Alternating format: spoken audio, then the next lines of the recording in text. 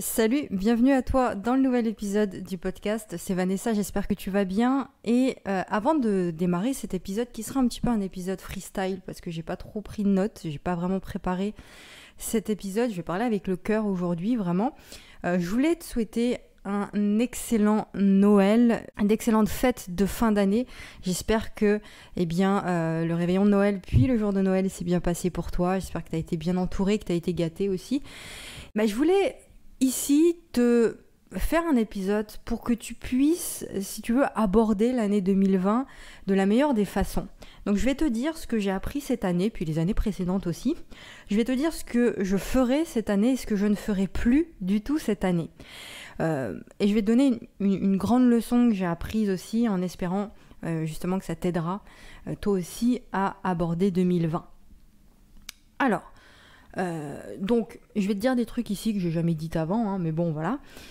Si tu veux, pendant des années, j'ai fait ce que la plupart des gens font, c'est-à-dire que je forçais. J'ai beaucoup forcé, notamment après mes études. Quand je dis que je forçais, c'est que je m'insérais dans des chemins, dans des voies qui n'étaient pas du tout faits pour moi. Je savais pas ce que ça voulait dire qu'écouter son corps, je savais pas ce que ça voulait dire qu'écouter son cœur non plus. Ça, c'est des trucs que j'ai appris bien plus tard, et voilà. Donc je me lançais dans des voies qui n'étaient pas faites pour moi, je suivais un petit peu ce que les autres voulaient que je fasse, et ce que les autres attendaient de moi. Bon, un peu comme la plupart des gens. Et finalement, les mois passaient, les années passaient, et j'apprenais toujours pas à m'écouter moi, à faire ce que moi, je voulais. Après mes études, juste après mon diplôme, ça c'est un truc que j'ai déjà dit, j'ai fait du marketing de réseau, du MLM. Bon, alors c'est une expérience qui m'a énormément appris, qui m'a tout appris en fait, en termes de développement personnel. Je me suis beaucoup développé, notamment mon mindset, et c'était une autre vie en fait. Tu vois, c'était une vie de folie entre les voyages, les conférences, etc. Et pour moi, je t'avoue que c'est vraiment la meilleure expérience professionnelle et humaine que j'ai vécue de toute ma vie. Donc je cracherai jamais sur cette expérience dans ma vie. J'ai fait ça pendant 7 ans, j'ai rencontré énormément de personnes, j'ai beaucoup voyagé, j'ai fait des dizaines de pays. Et voilà, une énorme expérience humaine. Mais le truc que j'avais pas compris, et que j'avais pas appris non plus, c'est à écouter et prendre en compte mes particularités. J'avais pas le temps en fait c'est ce que je me disais, que j'avais pas le temps, je prenais pas le temps de m'occuper de moi et de comprendre vraiment mes particularités. Parce qu'on était tout le temps à droite à gauche, je m'occupais plus des autres si tu veux que de moi. Alors maintenant, ce truc-là, c'est terminé. C'est-à-dire que j'ai appris à m'écouter moi. Et je te garantis que ça fait un bien fou. J'ai appris à me faire passer avant. Et ce qui est indispensable quand tu fais de l'accompagnement, c'est de savoir, de te connaître toi. Tu peux pas connaître les gens si tu te connais pas toi. Tu peux pas apporter des choses aux gens si tu ne sais pas ce dont toi tu as besoin. Et le truc que vraiment avec lequel j'ai lâché, c'est le fait de me sentir obligée de faire quelque chose. Ça, c'était la pire des choses. Alors que vraiment, avant, je me sentais obligée de faire des choses pour les gens, de faire ce que les gens me disaient, etc. Aujourd'hui, j'ai complètement lâché avec ça. Je ne me sens obligée de rien. Je me sens pressée ou poussée par rien, à part mes propres décisions, à part la barre que je me mets à moi-même, si tu veux. Donc, mes propres décisions, tout en faisant attention évidemment à ce que ma propre liberté, mes propres décisions n'entravent pas celles des autres, évidemment, ne fassent pas souffrir les autres. Mais ça, c'est vraiment le truc qui a énormément changé pour moi ces dernières années, et je suis fière d'avoir accompli ça. De prendre soin de moi, d'apprendre à me connaître et de me faire passer en premier. Et souvent, quand on a cette attitude de se faire passer en premier, on se dit « ouais mais c'est vachement égoïste de faire ça », alors que pas du tout. L'égoïsme, c'est pas ça. Tu vois, si tu veux prendre soin des autres, aider les autres, faut déjà savoir le faire pour soi. Donc ça, c'est la première des choses. Ensuite, par rapport à mes passions, moi, ce qui m'a toujours passionnée, c'est l'écriture. Et avant, je prenais pas en compte cette passion-là. Je l'occultais, si tu veux.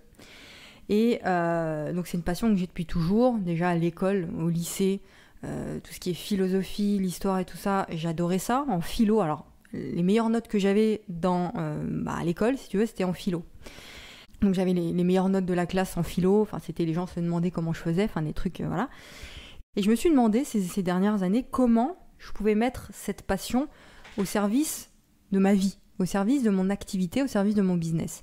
Et je t'encourage à bien écouter ce que je vais te dire là, parce que c'est important aussi pour toi de te poser ce genre de questions. Comment je peux mettre la fascination pour la transmission, pour le partage, pour le message, pour l'écriture au service de mon activité? Et j'ai décidé d'utiliser l'email pour le faire. J'ai décidé de devenir un as dans la création de contenu à l'écrit. Donc ça, c'est la décision que j'ai prise l'année dernière. Fin 2018, je me suis dit, voilà, je vais mettre à fond là-dedans et je vais devenir un as de ça. Un as de la création de contenu à l'écrit et partager du mieux que je peux ce que j'ai à partager avec les autres. Et cette année, donc l'année qui vient, en 2020, je mets la barre encore plus haute. C'est-à-dire que je décide de devenir encore meilleur, encore plus dans ce truc-là et de me focaliser encore plus davantage sur le contenu, sur la qualité de mon contenu, notamment à l'écrit, par email, dans les posts, sur les réseaux sociaux, etc., dans tout ce que je fais, et même dans les podcasts, parce que le podcast, c'est aussi un contenu, un format que j'aime beaucoup. Et donc, je vais continuer à accompagner les atypiques, les entrepreneurs, les futurs entrepreneurs atypiques, donc les hypersensibles, les introvertis, les éveillés, des gens qui sortent du moule, quoi, parce que c'est ces gens-là que je comprends le mieux, c'est ces gens-là avec qui il y a le plus de feeling, et puis c'est eux aussi qui me comprennent le mieux, donc tout va bien. Et c'est eux que j'ai envie d'accompagner parce que c'est des gens qui pensent comme moi, c'est des gens qui sont très dans la profondeur, qui pensent différemment, qui développent une façon de penser qui va au-delà des clichés. Et c'est ces gens-là qui n'ont pas honte de ça. Et c'est ça, moi, qui m'intéresse, si tu veux. J'ai besoin d'accompagner des gens qui sont conscients, des gens qui sont éveillés, des gens qui savent qu'il y a autre chose ailleurs, autre chose que la surface que tout le monde voit. Donc, je vais continuer à accompagner ces gens-là. Alors c'est indispensable pour moi de faire ça parce que ça va dans le sens de ma nature, ça va dans le sens de qui je suis. Et aujourd'hui, s'il y a bien un truc que je refuse et je suis ferme et définitive par rapport à ça, c'est d'aller à l'encontre de ma nature. C'est de faire des trucs que j'aime pas, que j'ai pas envie de faire sous prétexte que tout le monde le fait. Donc ça, c'est un truc que je te dis tous les jours. Si c'est pas naturel pour toi, ne le fais pas. Même si ça marche pour les autres. C'est pas naturel pour toi, ça marchera pas pour toi, c'est tout. Et par exemple, je te donne un exemple pour illustrer ça, le fait d'accompagner des gens avec qui il n'y a pas de feeling, moi je ne peux plus faire ça. Je le faisais au début, tout au début je le faisais parce que voilà, j'avais pas encore ce truc-là, donc j'ai accompagné des gens avec qui il n'y avait pas, on s'entendait bien, mais il n'y avait pas un feeling profond si tu veux. Et aujourd'hui j'ai vraiment besoin de ça. Par exemple, un autre exemple, faire des vidéos. Au début, je me forçais à faire des vidéos. Je me forçais, c'est pas naturel pour moi. Je me sens pas à l'aise face vidéo. Alors effectivement, à force de le faire, tu deviens plus ou moins, tu deviens à l'aise si tu veux. Mais c'est pas mon format favori. Donc je vais pas me mettre à faire des vidéos pendant des heures et des heures et des heures pour faire plaisir, si tu veux, aux autres. Tu vois ce que je veux dire? Donc c'est vraiment faire des choses qui sont naturelles pour toi et dans lesquelles tu es bon, tout simplement. Alors, il y a un autre truc aussi que je voulais aborder avec toi, c'est que cette année, j'ai décidé de ne pas fermer les yeux par rapport à ça, c'est-à-dire que accompagner les gens en coaching, j'adore faire ça. C'est quelque chose de passionnant, j'apprends énormément au contact des gens, mais c'est aussi extrêmement fatigant pour moi, parce que je suis quelqu'un qui a besoin d'énormément de solitude, je suis une vraie éponge, encore une fois, donc toutes les émotions des gens, je les prends en pleine face, et ça me fatigue énormément ça. Et j'ai besoin de solitude pour me reposer, j'ai besoin de solitude aussi pour créer, j'ai besoin d'écrire, ça tout le temps. Et donc en 2018, j'ai pris beaucoup de personnes en coaching. Et donc cette année, ce qu'on a décidé de faire avec Beverly, donc mon associé, on travaille ensemble sur la partie coaching, c'est de continuer à toute cette partie coaching, d'accompagner des personnes, mais on va prendre beaucoup moins de personnes, d'accord? Pour qu'on puisse vraiment se concentrer sur ces personnes-là à fond, et puis pour que je puisse, moi, me concentrer sur tout ce qui me passionne, sur tout ce dont j'ai véritablement besoin au quotidien, c'est-à-dire la création de contenu, pour que je puisse me libérer du temps pour ça. Alors il y a un autre point aussi que je voulais développer avec toi, un point qui est très très important, c'est par rapport aux réseaux sociaux, à la visibilité sur les réseaux sociaux. Alors tu sais que les réseaux sociaux, c'est hyper important pour développer ton activité, mais ça peut très très vite devenir contre-productif, hyper fatigant, et ça peut être mauvais pour toi à un moment donné si tu ne gères pas tes réseaux sociaux, si tu ne gères pas le temps que tu passes sur les réseaux sociaux, si tu veux. Et cette année, j'ai passé beaucoup trop de temps sur les réseaux sociaux. Donc, ce qui va se passer, c'est que je vais vraiment me détacher de tout ça. C'est-à-dire que je vais toujours être visible, parce que c'est important, mais tu verras un changement au niveau de mes réseaux sociaux. Tu me verras toujours, évidemment, mais je vais privilégier la qualité. dans nos échanges. Je vais privilégier la qualité dans ce que je te propose et dans ce que je propose à mes clients aussi. Je vais privilégier surtout mon bien-être. Et tu sais qu'il n'y a rien de pire que de se sentir obligé de poster des trucs. Il n'y a rien de pire que de se sentir obligé, par exemple, de sortir son téléphone et de faire des stories, tu vois. Et cette année, en 2018, je me suis trop prise dans ce truc-là et je privilégie vraiment mon bien-être, la qualité de ce que je vais te proposer. Et alors, je vais toujours être présente, encore une fois, mais je vais faire attention à tout ça pour te proposer davantage de qualité et de choses que toi, tu as besoin et de choses qui te serviront. Voilà, donc privilégier aussi le développement de mes autres projets parce que j'ai beaucoup d'autres projets en parallèle de Vanessa Inconditionnelle. Alors, il y a certains d'entre vous qui connaissent quels sont ces projets-là et d'autres non. Donc, j'ai des projets un peu plus personnels, privés et d'autres qui le sont moins, comme par exemple l'écriture d'un livre. Ça, je t'en ai déjà parlé, ça fait pas mal de temps que j'en parle. Ça prend du temps, ça demande aussi d'être très concentré, de savoir se libérer du temps et de pouvoir écrire chaque jour. Donc ça, je vais vraiment me concentrer là-dessus. Et vous allez voir qu'il y a de belles surprises qui vont arriver. Donc voilà, la leçon, on va dire, je ne sais pas comment on peut appeler ça, une morale, ou pour conclure par rapport à cet épisode, c'est de penser à toi. Concentre-toi sur toi, sur ton essentiel à toi.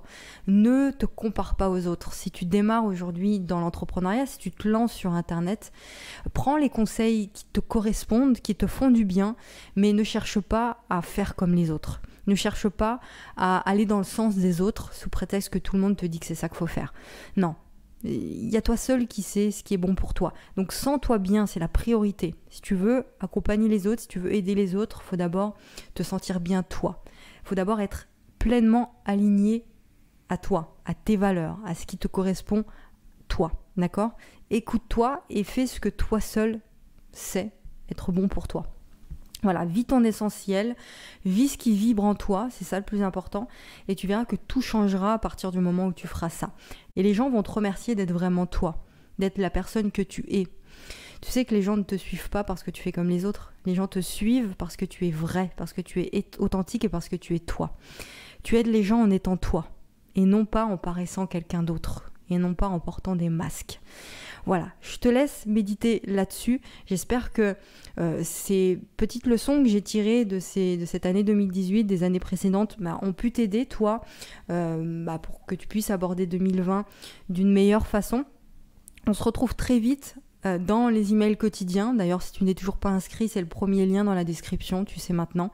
Et puis, on se retrouve la semaine prochaine pour un nouvel épisode du podcast. Je te fais un énorme bisou et prends soin de toi. À très vite.